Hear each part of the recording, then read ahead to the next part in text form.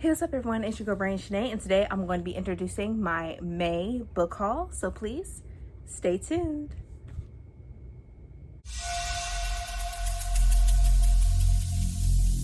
Every single day I'm gonna make something great. That's my way. Every single day I'm gonna make. And we're back. So like I said, I'm going to be introducing my May book haul. I have considered doing a book buying ban, but I can't help it. There's so many great books coming out this year. I just cannot help myself. And literally every month there's a book that I'm just waiting to get my hands on.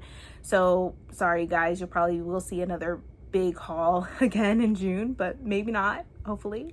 I need to stop. But anyways, so let's go ahead and get started. So the first book I got from Wednesday Books, and I have wanted this so bad. I did not even know I was going to get it in the mail, so it was very shocking to me. So the book that I received, I got a ARC, Where Dreams Descend by Janella Angelis, and I've been wanting to get my hands on this.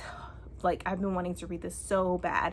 It's pretty much Moulin Rouge meets Phantom of the Opera, and I was so geeked when I found out about this book.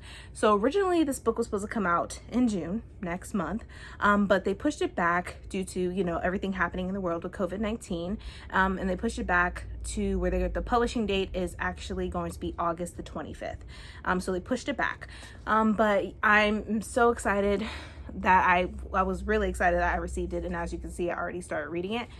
So I'm pretty much almost done with this book, which you will definitely be seeing a review pretty soon about this book. And right now all I can say is wow, I'm speechless. It constantly had me wanting to know more about the main character, which is the main character is Kalia. This is pretty much like Moulin Rouge and Phantom of the Opera, except it's mostly dealing with about musicians. Not musicians, magicians. And so the main character is Kalia, who's trying to get away from the person that pretty much raised her, or the house that she's been in since she was found in the woods. And so she just wanted to do something of her own, and she's a woman on top of that. And so she joins a competition in this town called Glorian, which is a mysterious town a lot of people find very strange and weird. And so she's competing against men, and she's the only woman. So of course she's getting backlash, and people are staring at her, looking at her like she's all crazy, like, what are you doing? But there's like a romance going on, pretty much, maybe like a triangle, a romance triangle in a way. But I definitely am loving it so far, and I cannot wait for everyone else to finally read this and get a hold of this in August. So here's the first book I received in May. Next book, I purchased it because everyone kept talking about this book. I have not read any of her books yet. I know I'm terrible. Like, you're gonna look at me like I'm dumb and like, where have I been? But I decided that I'm probably going to read this first before I read any of her other books. This is her first adult fiction, her first adult book, a sci-fi fiction book, pretty much.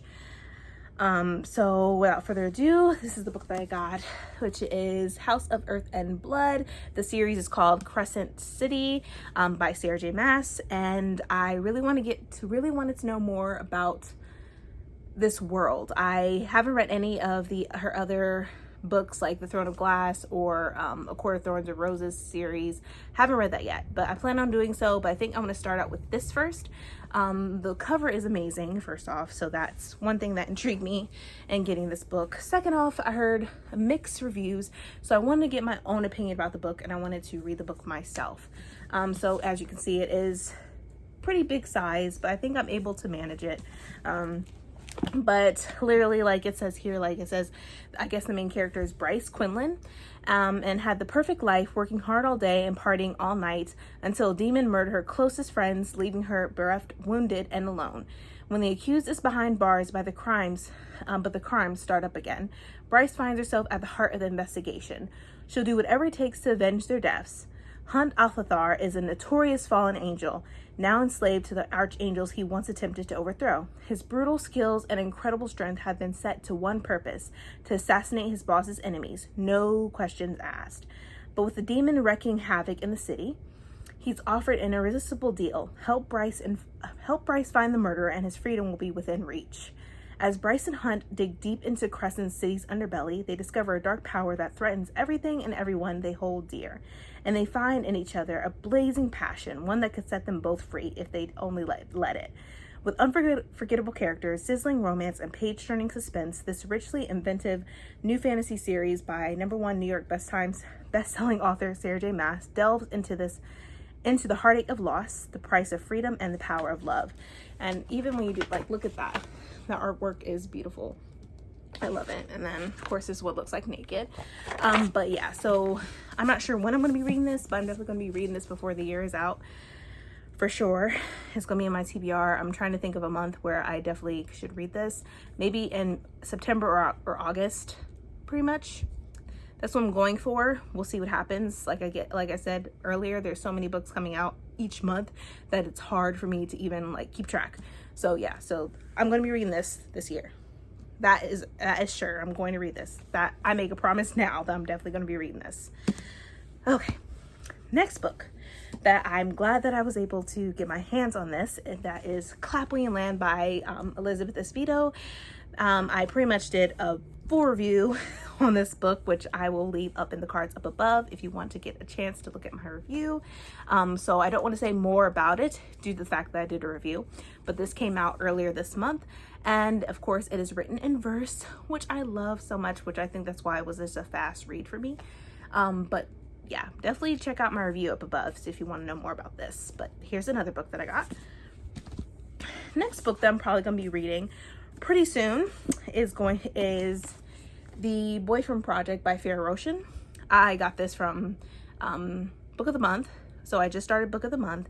I believe I skipped June because I didn't find any books that I found fascinating for me anyways. But this seems like a cool book to read, pretty much like it's a romance contemporary book. So I definitely wanted to read this. And it says, why play by love's rules when you can make your own? It says, Samaya Brooks never thought she would be that girl, but a live tweet of a horrific date just revealed a painful truth. She's been catfished by a 3-timing jerk of a boyfriend. Suddenly, Miss Samaya, along with his 2 other girlfriends, London and Taylor, have gone viral online. Now the 3 new besties are making a pact to spend the next 6 months investing in themselves. No men and no dating.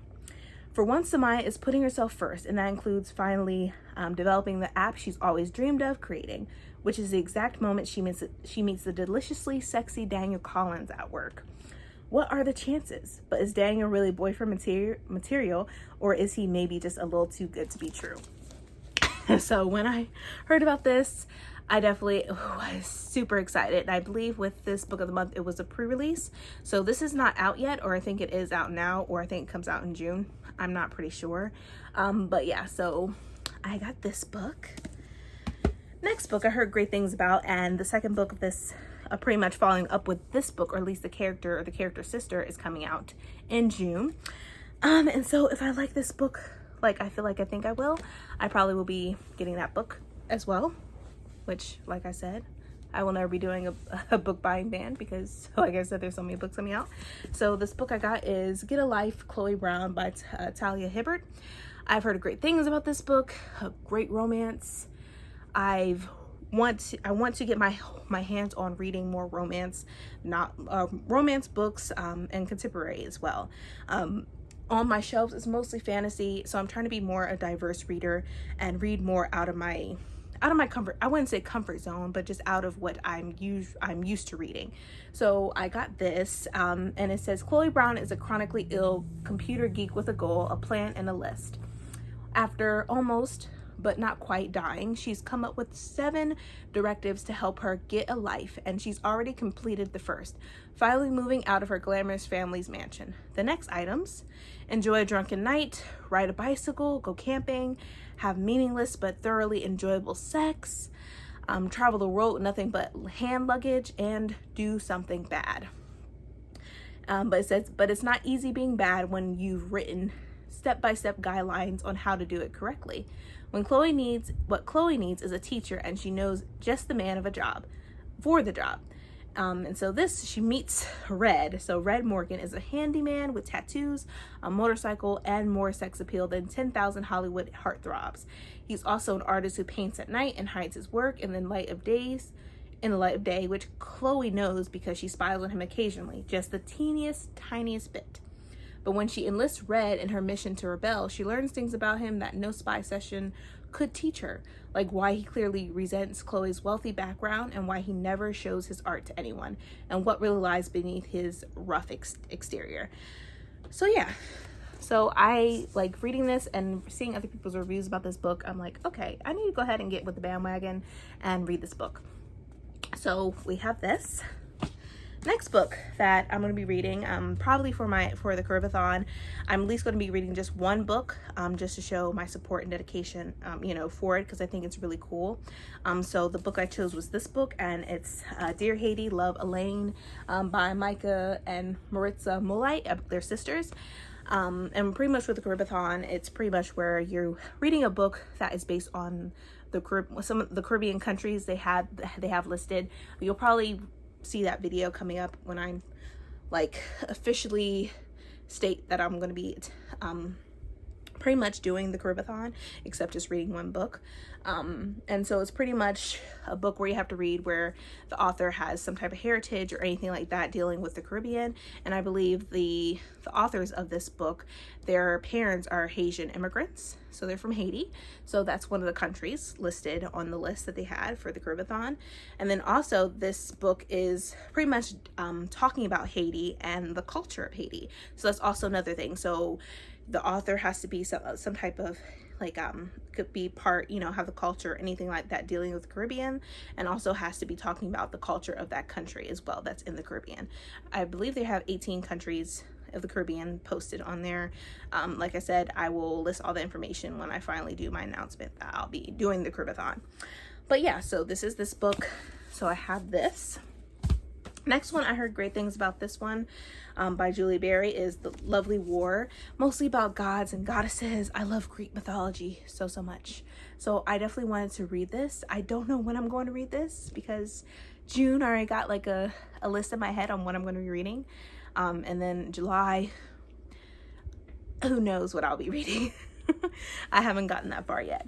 But yeah, so I've heard a lot of great things about this book. Mostly it says a sweeping multi-layered romance set in the perilous days of World War I and II, where gods hold the fate and the hearts of 4 mortals in their hands.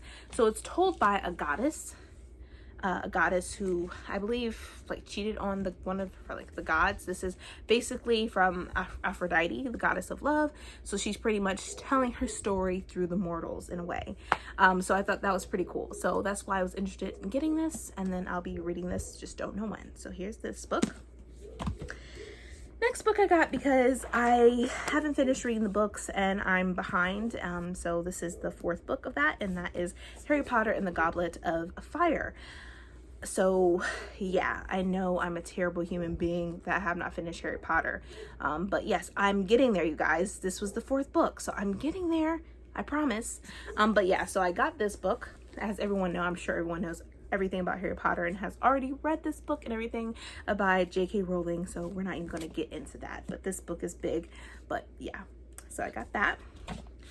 Next book, I got this because I just wanted to get it. I figured I might as well add to my Twilight collection and get this, pretty much this novella of Eclipse or what have you, dealing with vampires, so I can get my mind right back into the vampire world, since Stephanie Myers is going to have her next book coming out, I think in August or September, called Midnight Sun. So I wanted to try to dip in back into that world again. So I got this book, The Short Second Life of Bree Tanner. Pretty much everyone knows about Bree, pretty much in the one movie where Victoria creates her little army to kill Bella and the Cullen family and what have you. So we get a little background story on Bree, which of course, this is a very short book, so there's really nothing to it. But yeah, this is my little dip back into the Twilight world. So there's that. Then the last book, so I believe a total of 10 books I got in May. This book was amazing. or I thought it was brilliant in a way, just to get a better sense of this character and know his background a little bit better. I did a pretty much like a vlog. I never do reading vlogs, but I thought I might as well give it a try. So I did a reading vlog about this book, so I'll leave that up in the cards up above. And that is The Ballad of Songbirds and Snakes by Suzanne Collins. I was so excited. I pre-ordered it, of course, and read it when I finally got it in the mail. And I went through this book. Now, of course, this book is thicker than all the other books, as you can see. So yeah. So I'm not going to say much about this book because I did a whole vlog and everything about it and a full review for this book. Like I said, I'll leave that up in the cards so you get a chance to read this. But that is it, you guys.